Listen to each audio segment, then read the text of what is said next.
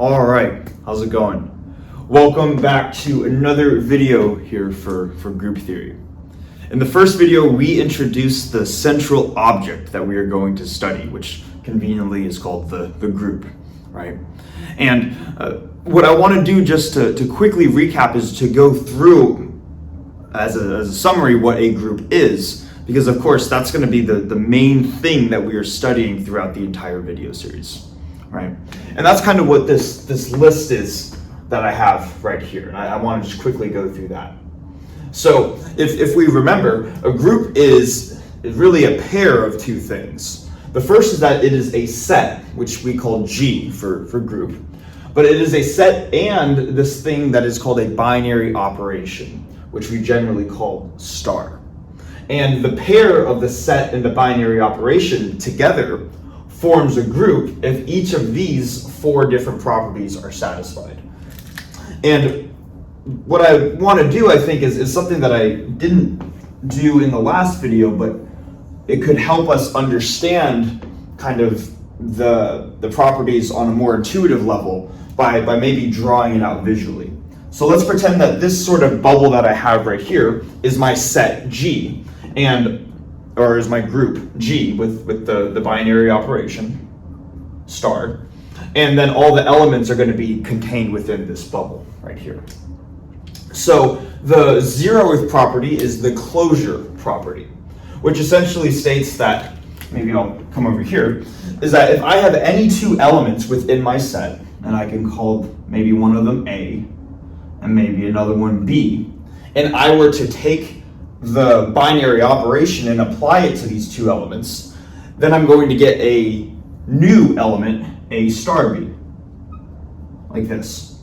And the closure property essentially states that regardless of what my two inputs are, the resulting output, or the resulting new element, A star B, needs to also be contained within this bubble. In other words, I cannot just take two elements within the bubble, A and B, and then get some resulting A star B that exists outside of the set bubble, okay? And because the resulting element needs to also be contained within this set bubble right here, we can imagine this set as kind of like a closed off set or a self-contained set under this operation right here. And that's why they call it closed, where we would say that a group is inherently closed. The elements can only stay, no matter how many times we apply this binary operation, we're restricted to the set itself. Okay, so hopefully that makes sense. And again, we call this the zeroth property because this is not one of the official, listed group axioms, but rather the closure property comes from how the binary operation is defined, right? Because we can define the binary operation is defined as some map from G cross G into G, rather than the codomain being something other than G, right? So that's the closure property. Then the first official property is the existence of an identity element. So we're saying that there's also going to be some other element that we can generally call E within our set bubble, and this specific element here has the special property that when we apply that identity element in the binary operation with any other element, which we're going to call A, then A star E is essentially just going to be what we would get if we never considered E in the first place. A star E gives us A, and same thing here, E star A gives us A. We can kind of think of it as the do nothing element, or the element that maps every other element just back to itself, right? So a group must have some sort of element that satisfies that property. Then the second sort of official property is the notion of an inverse element. So for every element that is contained within the set bubble, maybe I'll just look at A specifically, there also needs to be another corresponding A inverse, okay? And the A inverse, or just the inverse element in general, states that if we take some element A and then apply the binary operation between A and its inverse, regardless of the order, whether it's A star A inverse or A inverse star A, we're going to get back to the sort of do nothing element or the identity element, E. All right? And every element in the group needs to satisfy or needs to have some sort of inverse. And then the final property is associativity, right? So if we are applying the binary operation multiple times, the order in which we apply that binary operation does not matter, right? So we could apply B star C first, or we could apply A star B, and the resulting quantity A star B star C should remain the same regardless of the order that we apply it in, right? So again, this is fundamentally what a group is, and then we also went through a bunch of examples, right?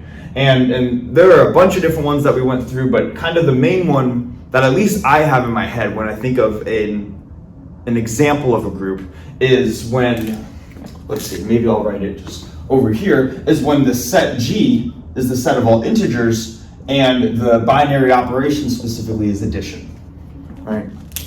And that's kind of an intuitive set and binary operation to think of. So whenever we're thinking of a general group, we can still have some sort of concrete idea in our head of what is really going on as a way of being able to, I guess, make the abstract concepts that we're talking about a little bit more intuitive. Okay. So again, this is everything that we just talked about in the last video. So hopefully all of this makes sense. But what do we want to do now for this video? Well, we want to say that once we have established what a group is, let's start to just discover some basic properties of groups. Because it turns out that even for the most general group, so the most general pair of G and star, that there are still some statements that we can make about that group without having to necessarily get into specific examples like this. And the first thing that we are going to look at is to describe what it means to talk about how many elements a group has. Okay, and we're just going to go from there. So what I'm going to do is I'm going to erase the board, and then we're going to write out our first definition to talk about the properties of a general group.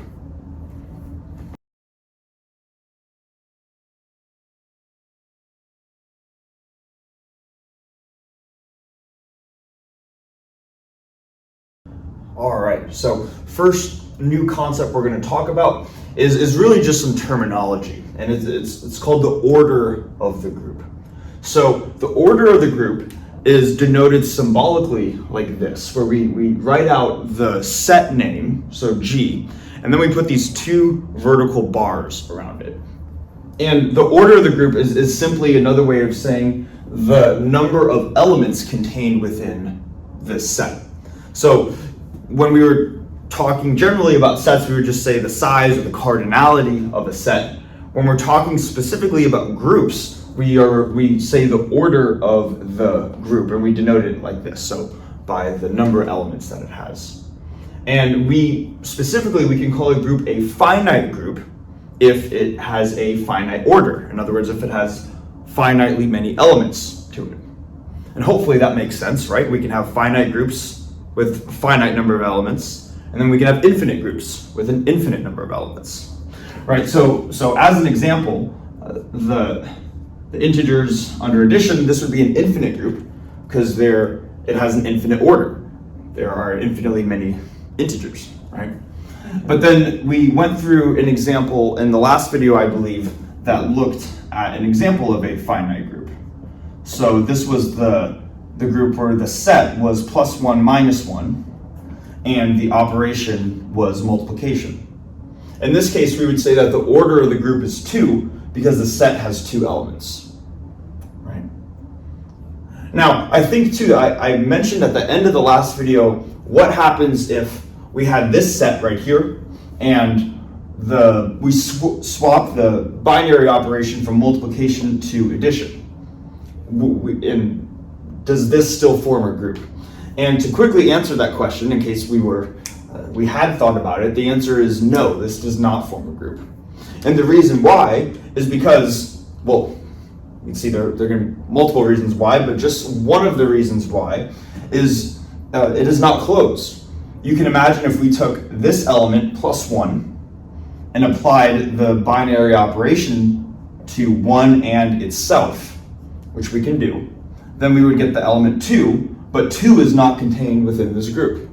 So really, addition is not a well-defined binary operation for this specific set.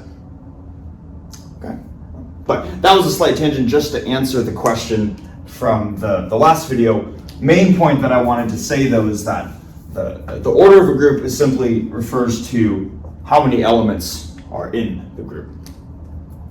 Okay.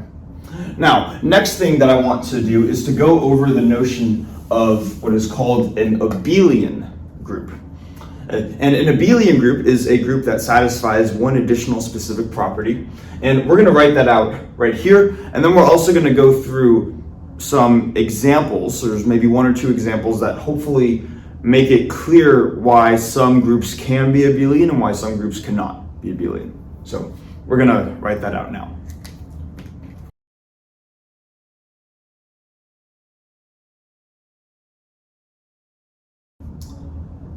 Okay, so we have this definition for this thing called an abelian group. So let's read what it says. So it says that a group is abelian if it satisfies this condition right here, which we may recognize as the property for being commutative, right? So for all elements of the group, A star B is the same as B star A. So in other words, the order in which we input the elements into the binary operation does not matter. And if the order in which we apply A and B does not matter, then we would say the group is commutative, but the terminology is that we say the group is abelian. Okay. So what are some examples of abelian groups versus non-abelian groups? Right? And we'll start with kind of the standard old, that marker is dead. We'll start with the example we've been referring to often, which is the integers under addition. And hopefully it makes sense that this would be an example of an abelian group. And again, that's because commutativity holds for adding integers, right? 1 plus 2 is 3. But if we were to interchange 1 and 2, so now we have 2 plus 1 instead, that's also going to be 3. The order in which we apply addition to 1 and 2, or the order in which we write 1 and 2 in terms of addition does not matter, right? So the integers under addition would be called an abelian group. Now, what would be an example of a non-abelian group, right? Because it might be difficult to think of with some of the examples we've applied or that we've talked about so far. And this might be taking us back a little bit. Even, I don't even know if we mentioned it in the last video, but in the course overview, we said that generally group theory can be thought of as a study of symmetries, which are the set of actions that can leave something appearing unchanged. That's how we can roughly think about it, at least. So if we think of group theory in that context, there is an example that we can quickly show to show an example of a non-abelian group. And turns out that if we were to look at the set of all symmetries of a triangle, of an equilateral triangle, then that set of symmetries forms a group. And it's known as one instance of what's called a dihedral group, but that's not too important. For now, we'll get into that in later videos. But basically, what we can do is to see why that group specifically is non-abelian, or in other words, is not commutative.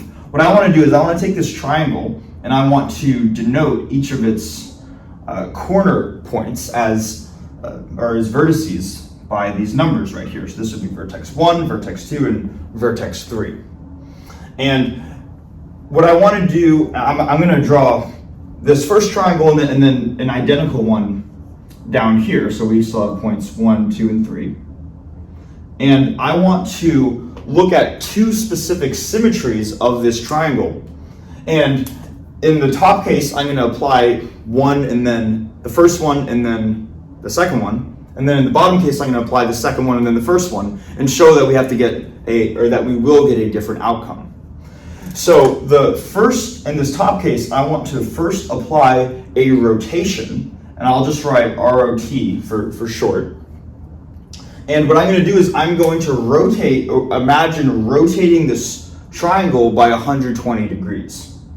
And you can imagine if I were to take this triangle, rotate it by 120 degrees, all of these numbers would also shift by 120 degrees, right?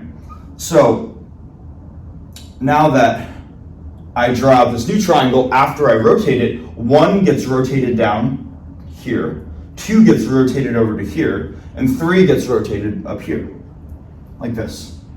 So we can see that the triangle still looks the same after the rotation, which is why it would be considered a symmetry. But because we labeled the corner points, we can see the act of what the rotation does. So this would be first applying a rotation, and the next thing that we're going to do is we're going to apply what's called a reflection. And we're going to apply a reflection about this axis right here. And in case we're not familiar with what a reflection is, essentially we can imagine that this dotted line right here is kind of like a pivot point, and we are going to rotate the triangle about this dotted line 180 degrees. And I wish I had do I have like an example of, you know what, I don't let's do this. I have a hand sanitizer bottle. I got to be a little bit creative with this. But what we would be doing when we reflect this is we are just taking this object about the central axis and just rotating it by 180 degrees like this. So that's the idea. And you can imagine when we do that, even though this top point right here gets rotated, this 3 point doesn't actually move. So the new triangle, or this new symmetry, is going to have 3 still in that top spot, but now 2 gets rotated over to 1, or reflected over to 1, I should say, and 1 gets reflected over to 2. So this is what the triangle would look like when we apply first a rotation and then a reflection. But now let's see what happens if we just reverse that order. Let's say we start with the same triangle, first apply a reflection and then a rotation. So if we first apply a reflection, and then I recommend too doing this, or seeing if you can do this yourself to see what the final outcome would be. If we apply a reflection across this vertical axis, the same axis is right here, then 1 is going to remain in its same spot, but 3 is going to get reflected over to 2, and 2 is going to get reflected over to 3. So then we're going to have 3 and then 2, like this. Then if we apply that same rotation by 120 degrees, we're going to get that same looking triangle on the outside, but all of these corner points are going to rotate. So 1's going to go here, 3's going to go here, and 2's going to go here. So we're left with 2, 1, 3. So same two transformations, it's the same 2 symmetries, but we just apply them in a different order, and now we see the final outcome. And these 2 triangles are not the same in the sense that their vertex points, their corner points, don't match up. Here 3 is at the top, but here 2 is at the top. And we have 1 here and 1 here, and then yeah, I mean you get the idea, right? So this would be an instance, the symmetries of a triangle, that would be an instance where its elements do not commute. The order in which we apply each symmetry does matter and has an impact on what the final outcome of the triangle is. Okay, so in other words, we would say that the symmetries of a regular triangle would be an example of a non-abelian group.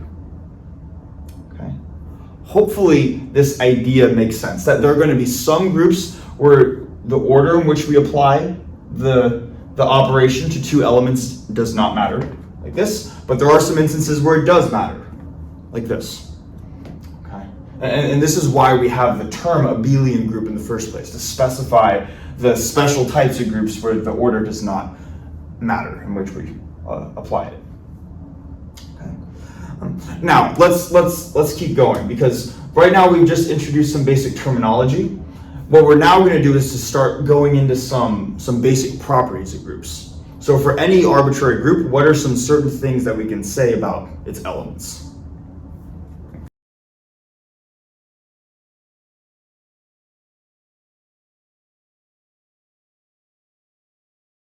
All right, so on to the first, actual general properties of a group. So let's say that we have some group, G comma star, then the following two properties need to hold, where the first is that the identity element is unique, and the second is that inverse elements are unique, regardless of the group that we're working with. So let's go through proving these. For the first property, we're showing that the identity element is unique. What we're going to do is to say, let's suppose that there are two different identity elements. Maybe we can call them E and F. And what this would mean, if they are both identity elements, they need to satisfy the identity element axiom. So if E satisfies the identity axiom, then whatever A is, as long as A is in the group, we can say that A star E equals E star A equals A. And if F is an identity element, then it should satisfy the same thing, right? A star F equals F star A equals A, like this. Now I want to, just mention one quick notation point before moving on, because I can quickly see that this is going to get tedious if I don't mention this. And this is a very common notation you'll see in essentially any PDF on group theory, is that rather than write out the star every time, people will often get lazy and just simply write out, maybe instead of A star E, they'll just write out AE. And they'll omit the explicit star in between the two. But it is implied that AE equals A star E, right? And really for any two elements, AB equals A star B. The reason why we can omit it too is because the group has really one binary operation that is specified. Whenever we talk about the group, we need to specify what the binary operation is. So it should inherently be implied that whatever that binary operation is, when we take A and B and essentially multiply them together, what we're doing is we're just applying whatever that binary operation is in between A and B. Whether it's multiplication, addition, division, anything beyond that, but this is a common notation. Also, we'll see that if I were to say A to the N, what that really means is A star, and this repeatedly just gets applied N different times. Okay, so we'll also use this compact notation rather than writing out the star many different times. Okay, and I just say that because I don't want to keep writing out stars every time. But anyways, hopefully this makes sense. Now, if both E and F are supposed identity elements, what we can also do is we can apply the operation between E and F. So we can take E times F like this. And let's first take the case where we know that E is an identity element. Well, if E is an identity element, then E times A should be A. So E times F should be F, like this. Okay. Now let's take this same left-hand side, let's take E times F, but now under the assumption that F is the identity element. Well, if F is the identity element, then A times F equals A. Or in other words, E times F equals E. So we have two different equations right here. Both of them on the left-hand side say E times F. So if E times F equals F and E times F equals E, by the transitive property, that implies that E equals F. And therefore, identity elements are unique. Okay. So hopefully that makes sense. Now let's just make sure we understand conceptually what this means too.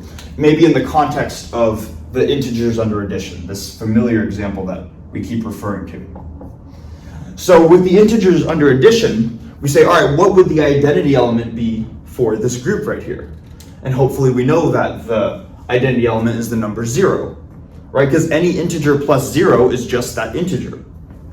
So for this group, we would say that the identity element is 0. And what this first property right here tells us is that we know that this identity element is unique. 0 is the only number that has this property. In other words, there's no other number, no other element of this group that satisfies the identity axiom. So once we found that one identity element, we're done in terms of finding it. Okay, so hopefully that makes sense. Now let's move on to the second property, showing that inverse elements are unique. All right, the number 2 down here. And we're going to go through a similar thought process where let's say that I have some element in my group, and I'll call it A. And let's suppose that it has 2 different inverse elements. Maybe the first one I'll call a to the minus 1. So maybe the first one says that A inverse equals A inverse A equals the identity. And then let's also denote a second inverse element, which I'll call B. So there's another element B which satisfies AB equals BA equals E. And what we would like to show ideally is that if inverse elements are unique, that that B needs to ultimately equal A inverse. Okay. So how do we do that?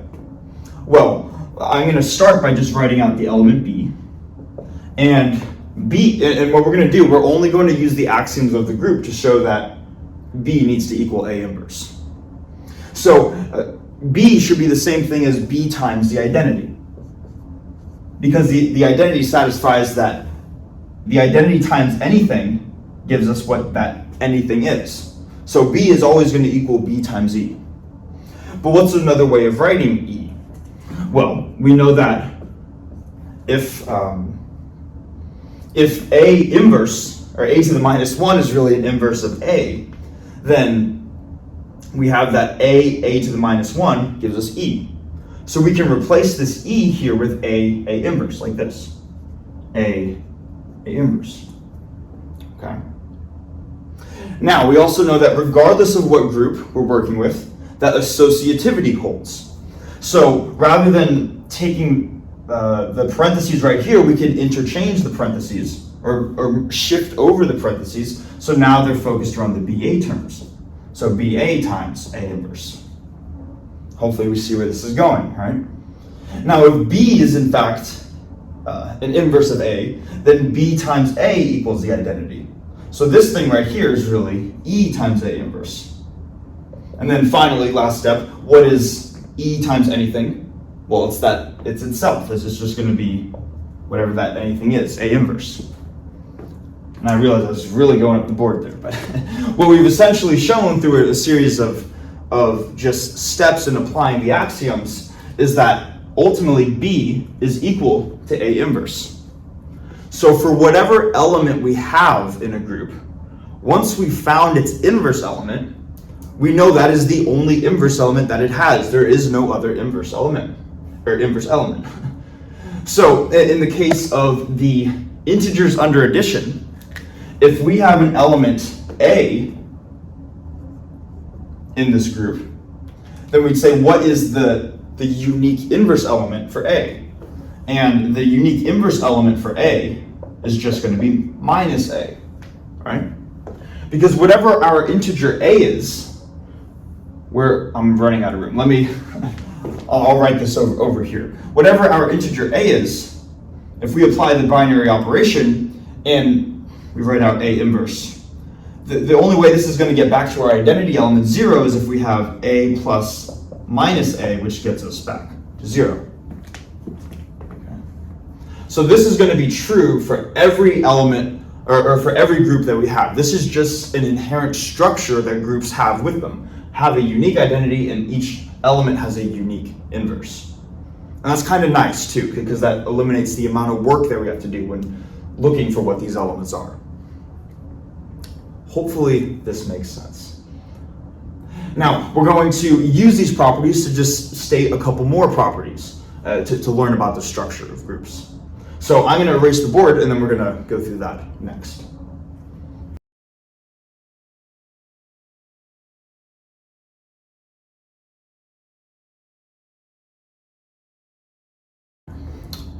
Okay, so moving on to a couple more properties to understand the structure of a group.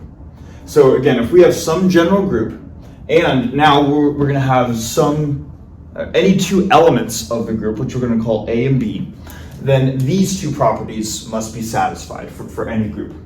So the first is that if we have A, we know that from the axioms of a group that A must have an inverse.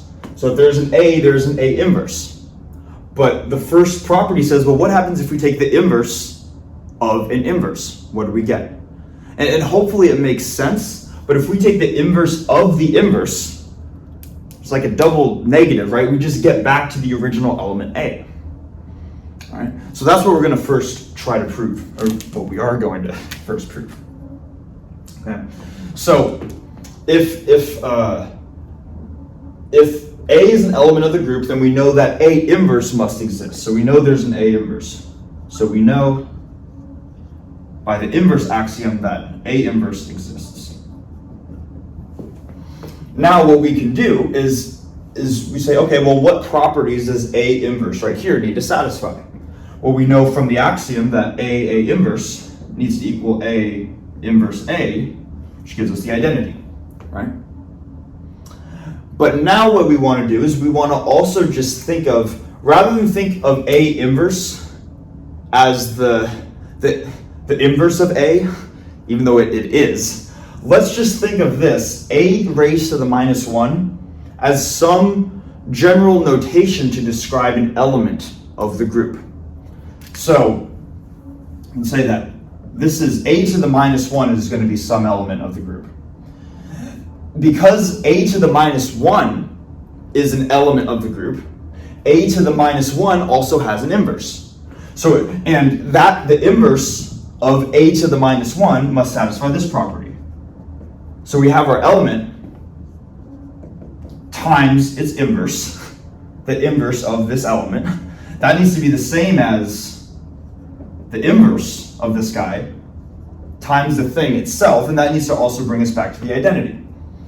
So notice that we have these two equations where it seems like A and A inverse are the exact same thing. They satisfy the same property.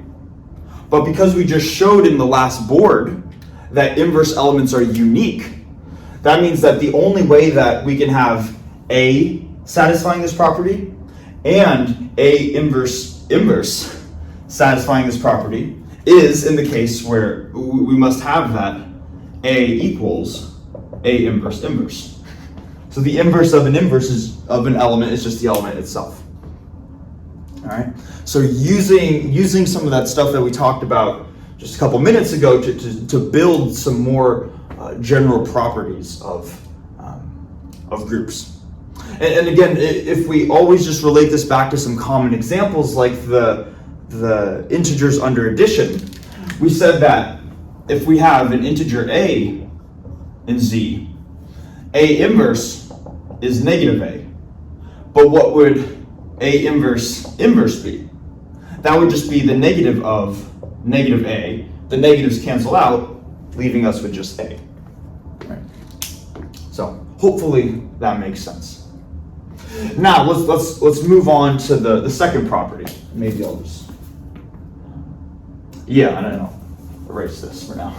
Let's move on to proving the second property for any group.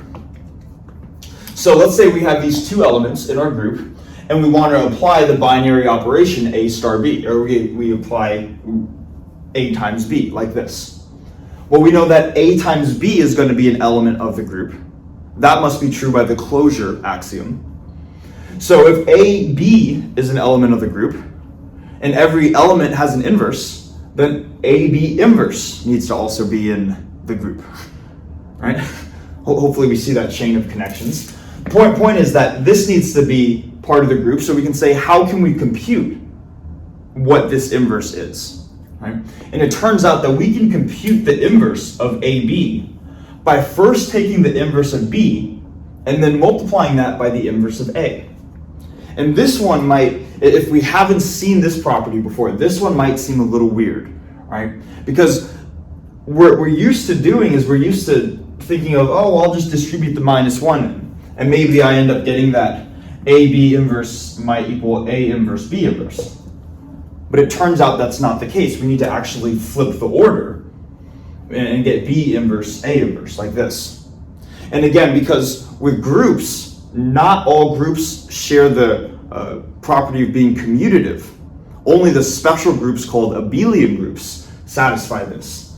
That means that we can't just say that A inverse B inverse is the same as B inverse A inverse.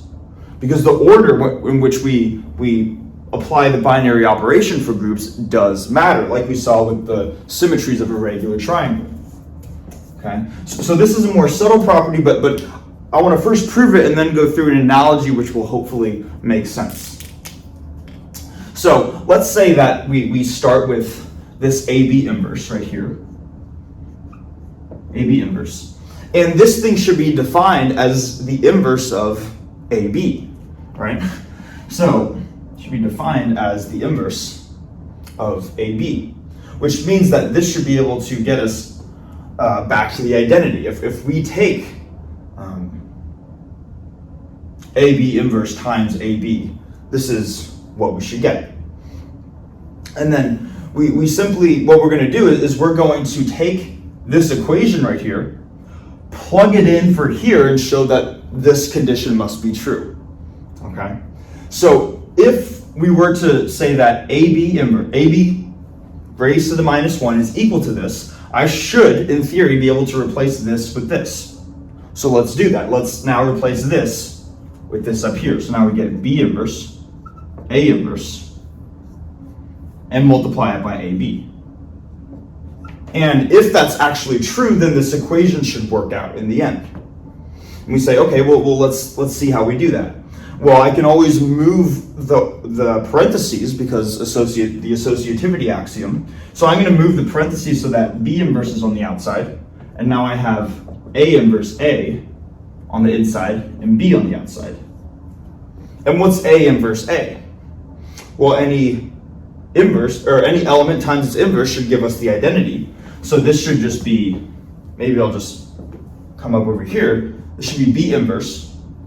The thing in parentheses is just the identity element times B should give us the identity. Now, I realize I'm going through this very thoroughly too, but I want us to really get familiar using the axioms. And then as the video series progresses, I'll pick up a little bit more. So now we have this expression right here, and we can apply, we see that there are three things in a product, so the binary operation is applied here and here. So we can choose which one we want to apply first. Maybe we'll just do this. Well, what is the identity times anything? It's whatever this anything is. So this should really just be B inverse times B equals E. And isn't that true? Any element B times its inverse is equal to the identity. Therefore, this is true. So we've just shown that this property must be true for any two elements, A and B. Okay. Now we might be saying with all this, okay, that makes sense with the literal steps, but how do we gain an intuition for understanding this property? Because this is just a property that can be applied to, that is applied to any group. And it's a bit of it's an analogy. It's a bit of like a hand-waving thing, sort of, but I think it really gets the conceptual point across. And when I was first learning about this property, specifically in linear algebra, this helped me understand this property a lot better. So let's say, for example, that I'm going to use the analogy of putting on socks and putting on shoes, and also taking off socks and taking off shoes. Okay, so what we're going to do is we're going to say, let's say B means to put on socks. put on socks. And then A is to put on shoes. All right. Then B inverse should just be to take off your socks, and A inverse should be to take off your shoes. Now let's read what this statement says in that context right here. So we're going to first say what is A and then B. And usually if we have A then B applied to something, usually we read it from the right to the left. So kind of like function composition, right? Like f of g of x is really f of g of x. We apply the rightmost one first, and then after we've taken g of x, then we apply f to that result, right? So in the case of just the product AB, we are applying B first, which means we first put our socks on, and then we apply A, which means then we put our shoes on. And that makes sense, right? You put your socks on, then you put your shoes on. And we want to ask, how do we undo that? We want to take the inverse of putting your socks on and then your shoes on. So how do we get to the point where we don't have socks or shoes on? Well, once you have both your socks and your shoes on, you need to first take your shoes off as the first step, right? That's what A inverse is. A is putting on your shoes. A inverse is you take your shoes off. Then once your shoes are off, then you apply B inverse. Then you take your socks off. But notice that you can't take your socks off while your shoes are still on. You need to interchange the order in which you have applied those two steps. And that's why this gets flipped right here. Or I shouldn't say that's why, but that's how we can think or understand intuitively why this gets flipped. Okay. So that's like an analogy I like, and hopefully that makes sense to you. I will say too, for those of us that are familiar with linear algebra, that this is not very similar, this is identical for how to take the inverse of a product of two matrices. So if A and B are matrices, then AB inverse is B inverse A inverse. And some people, when first learning about linear algebra, might say, why is that? And one argument that you could make for that is that there are certain sets, G, where the elements of the sets are matrices, and the binary operation is matrix multiplication. And it turns out that some sets of matrices, which we're going to talk about at some point in this video series, under matrix multiplication forms a group. And since there are some matrix groups under matrix multiplication, that means that the elements or the individual matrices must satisfy this property right here. Okay. So that is one argument for why matrix, the inverse of products of matrices, needs to be the way that it is. Okay. If we're not familiar with this part of linear algebra yet, don't worry. I'm still making the video series for that, but just want to make the connections to show that a lot of this stuff is interconnected. Okay. So hopefully that makes sense. So these are all properties of general groups. Next thing that we're going to do, and we're going to try, this might be a little bit longer of a video, but I want to really get it all in one, is that when we first talked about sets, whenever we learned about sets, whether it's in the numbers and sets video series on the channel or in some other course, we learned about sets, and then we learned about subsets, or sets within sets, right? And groups inherently are a set, right? So they have a set in an operation, but they're inherently sets. Or they contain sets, right? So one question that might arise is, well, if we can have sets within sets, can we also have groups within groups? And it turns out the answer is yes, we can have what are called subgroups. So what we're going to do, just to finish off the video, is just to quickly mention what subgroups are and some criteria for checking off that one group is contained within another group, and then we'll finish the video there.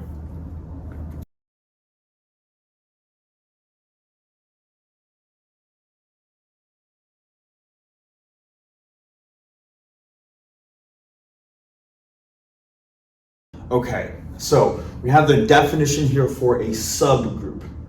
So it says that a group H, so a new notation, is a subgroup of G comma star.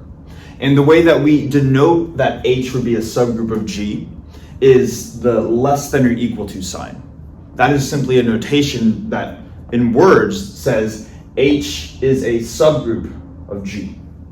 So H is a subgroup of G if the set itself, if H is a subset of G, and then H comma star, H under the operation of star, itself forms a group. And hopefully this makes sense, right? A subgroup is going to be a subgroup H of a group G is simply going to be a group that is a subset of G, right? So hopefully we don't have to think about it too much more than that. But let's just go through a couple of examples to see what some examples of subgroups are.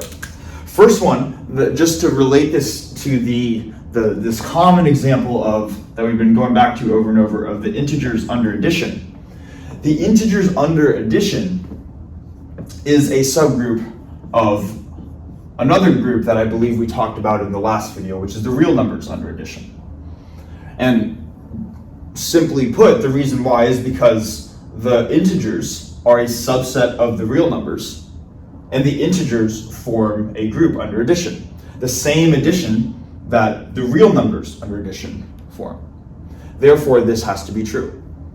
All right. Now, let me go through one more, I think, interesting example to think about, which is that if we have any group G, so an arbitrary group, then we know that a guaranteed subgroup of G is G itself. I'd be saying, why is G a subgroup of G? Why is any group a subgroup of itself? And the reason is because if we remember what it means to be a subset, if we have a general set S, we know that one of the subsets of S is the set itself. The only way this would not be true is if we removed this bar right here, and now we're talking about a proper subset. This would not be true, but this is true. Same idea applies right here. Because G is a subset of itself, it necessarily needs to be a subgroup of itself. Okay. There's one more example that I want to go through, and this one I would try to tell you guys to convince yourselves that this needs to be true. Let's say that we have some group G, and we want, because it's a group, it has an identity element, and we're going to call it E. Then immediately we know that the set containing just the identity by itself must necessarily be a subgroup of G. Okay, and I would recommend going through the various axioms associated with the group to determine why this must be the case, as a good exercise to practice. Okay, but essentially this is what it means to be a subgroup. So hopefully this makes sense. Now, the determining whether one possible set and binary operation pair is a subgroup of some other one, that may not always be as trivial as kind of just looking at it. So what we would like to do is we would like to be able to come up with a set of criteria in order to determine whether or not a given set in binary operation is in fact a subgroup of another set in binary operation. So what I'm going to do right now is to write out a criteria right here, and then we're just going to go through what that is.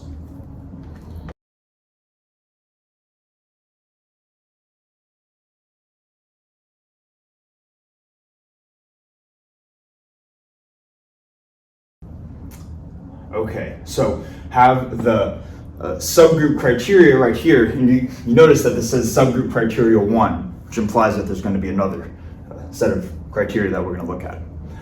But this one I think is the more intuitive one, at least, or the initially more intuitive one.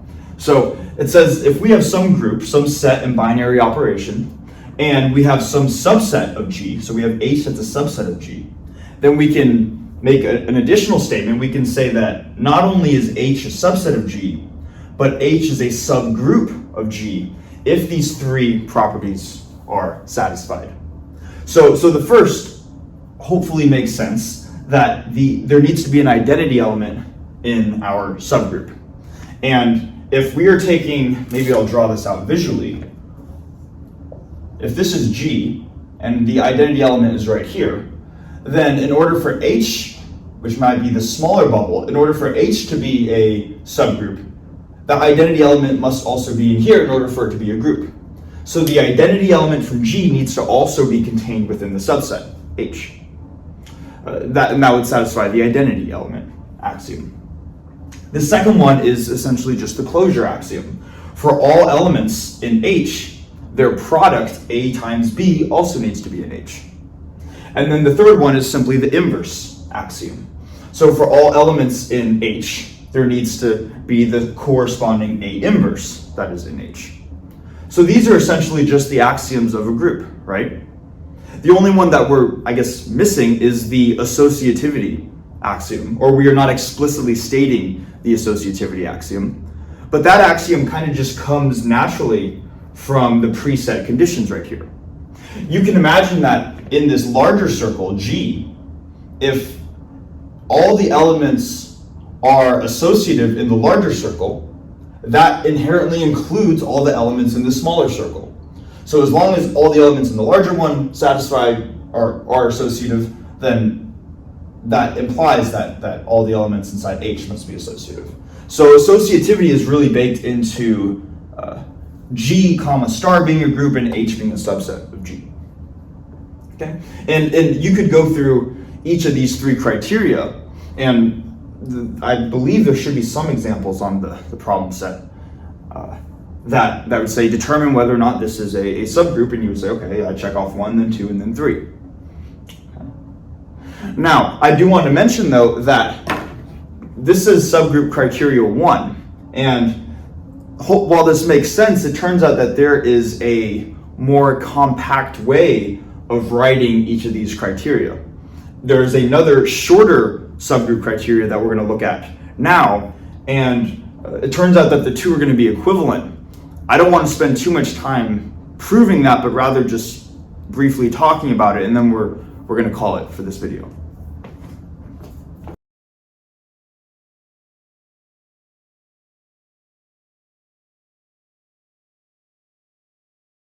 Okay, so here is the second subgroup criteria.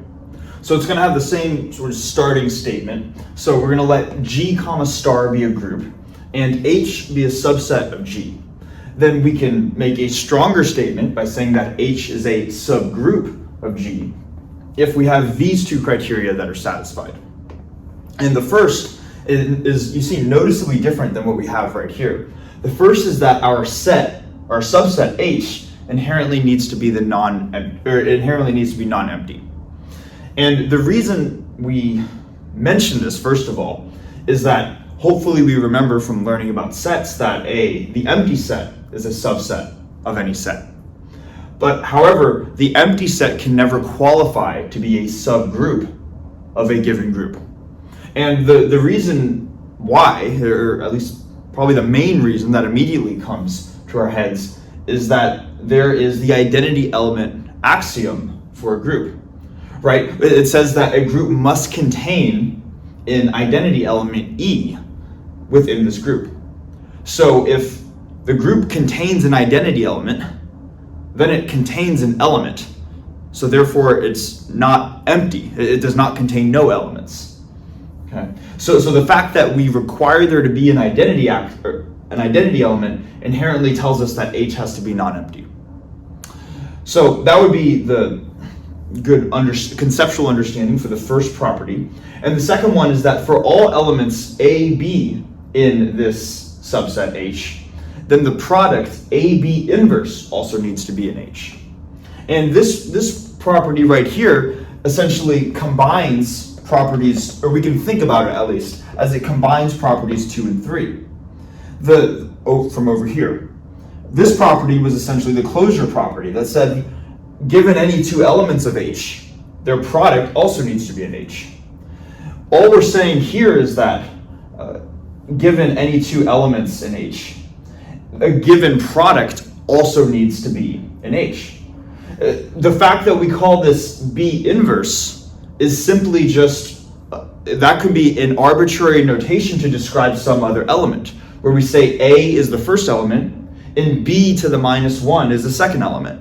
So we have this closure property that's contained right here, and we know that B to the -1, or B inverse, is an element of H in the first place, because we know that essentially from the third property right here, that if B is an H, then B inverse needs to be an H. So this second property here combines effectively the second and third properties right here. Now, why are we showing these two different criteria? The reason why, and we're going to see this as we go through the next couple of videos, when we refer to various subsets as potential subgroups, is because these two criteria are significantly easier to check off than these three criteria right here. And hopefully it makes sense why, right? Because you can imagine that the first property is very easy. We just look at whatever our subset is, H, and we say, is it empty or is it not empty? And if we can find an element in H, then we're like, all right, it's not empty. We check it off the list immediately. So really all we need to show, and this is like the main property that we need to show when considering a subset, is we just need to show that this property is satisfied in order to be a subgroup. So there's one real property that takes significant work to show that a subset is a subgroup, as opposed to over here where there are three non-trivial properties that we would need to check off in order to show that a subset is in fact a subgroup.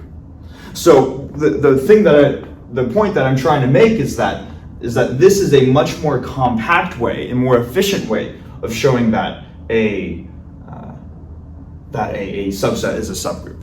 And you can go through the proof too for showing that these two criteria are equally equivalent of showing that H is a subgroup of G. We're not going to do that in this video, I think, to save some time, but I'd recommend maybe trying it yourself or just looking it up online, because the main idea is that we're going to be using this second criteria right here as a tool to show that H is a subgroup of G, where criteria 1 is mainly used for our intuition, to say that H needs to be the subset of G and it needs to satisfy each of the group axioms. Okay. So hopefully all of this makes sense. But yeah, that's going to be it for this video. These are just some basic properties. And I know we went through a lot, but we want to keep in mind too that everything we mentioned in this video can be applied to any group. So the properties that we talked about are inherent to the structure of groups, which I think is really nice. Going forward, we're going to start to talk about the second part of this title, in the section title. We've been talking a lot about groups and basic properties of groups. Next, we're going to move on to these things called homomorphisms, this long fancy word that we're going to hopefully demystify in the upcoming videos. So yeah, that's all I got in this one. So thanks for watching, and I will see you in the next one.